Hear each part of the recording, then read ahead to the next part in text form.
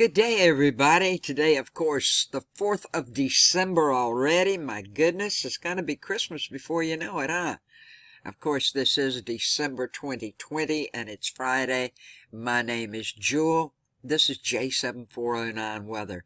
I want to apologize for not being with you guys for the last few days. I have had terrible internet problems again.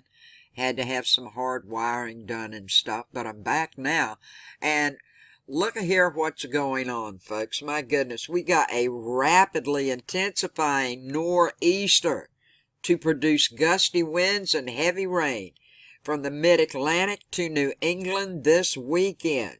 Heavy snow possible across portions of New England, and we got critical fire weather risk along the coastal ranges of Southern California, and then we have these air stagnation advisories over here in the Northwest. This is all air stagnation advisories. Now, for New England, parts of Massachusetts, Vermont, New Hampshire, Maine, you can see where the warnings are. These are winter weather watches and warnings. Now, if you go to my main YouTube page and go to the community, click on community post, I've got all the watches and warnings with what you can expect listed there. Okay, even to the hazardous weather. Now, this is just a lake wind advisory for portions of South Carolina here. Your wind should get up to around 30. Right here we have a winter weather advisory for portions of western Texas. These are freeze warnings from California and Arizona. And of course, then we have the critical fire weather for the southern section of California right here. Right quickly, before we get into all of the snow stuff, folks, we'll check out and see if any severe weather may happen today. It's looking like strong to severe thunderstorms may impact coastal areas of the Florida Panhandle today and parts of the North Carolina coastal plain tonight. Now, we do have a risk of severe weather. It's not huge, but it's there. And we do have that chance of tornadoes over in North Carolina. It's only a 2% chance for tonight. And the wind, 5% chance of bad winds happening over in the Florida Panhandle area and for coastal North Carolina.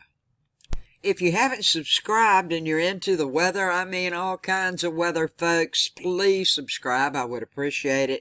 Click that bell and check off all to ensure that you get everything coming up so far as the weather comes. You know, it was about a week ago I told you it was going to get cold. Sure enough, it did. Well, it's going to warm up a little bit along the coastal sections, and this northeastern, we're going to get some rain out of it.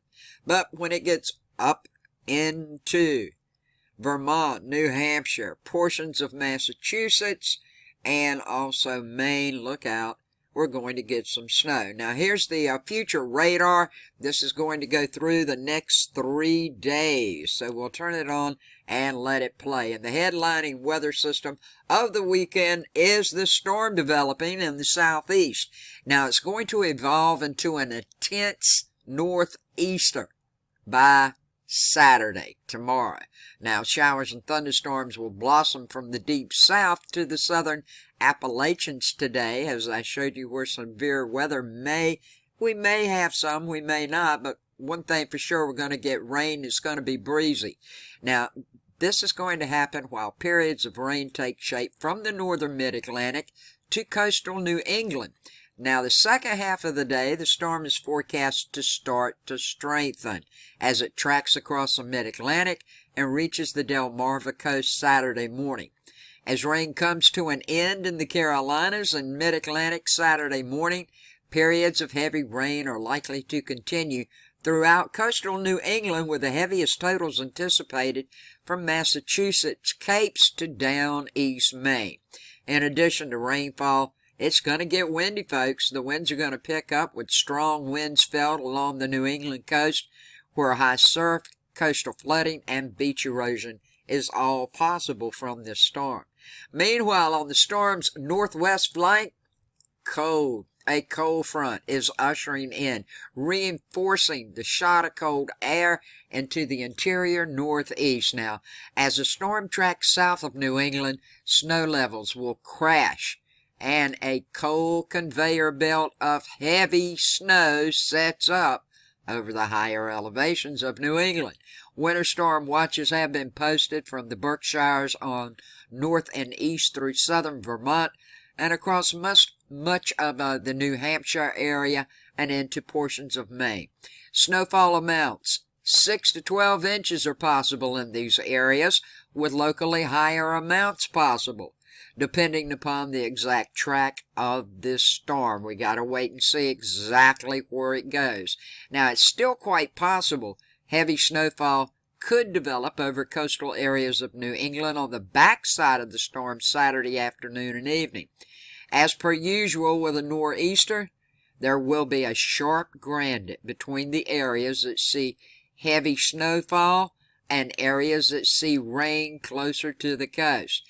Now, where snow does fall, it could be really heavy, folks, enough that combined with the winds may lead to isolated tree damage and power outages and treacherous travel conditions. Look for conditions to gradually improve as the storm gradually weakens east of Maine by late Sunday. Elsewhere, weather throughout the western U.S. today and into tomorrow will remain fairly quiet thanks to an impressive and expansive area of high pressure.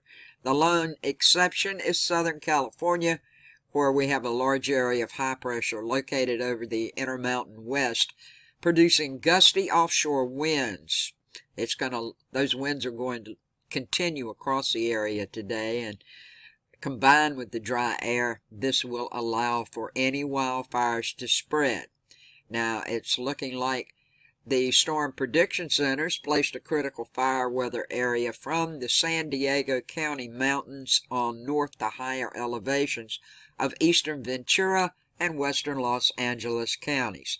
Elevated fire weather conditions are likely to persist in these areas tomorrow as well, and the red flag warnings and wind advisories have also been issued for much of Southern California.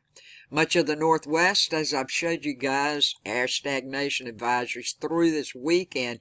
It's all because there's a large dome of high pressure overhead and poor air quality at low levels. That's why you're having that. And that's a check of your weather today. Don't forget, for all the watches and warnings, go to my YouTube homepage, click Community at the top, scroll down, you'll find them all. Have a good day, a safe day, a blessed day.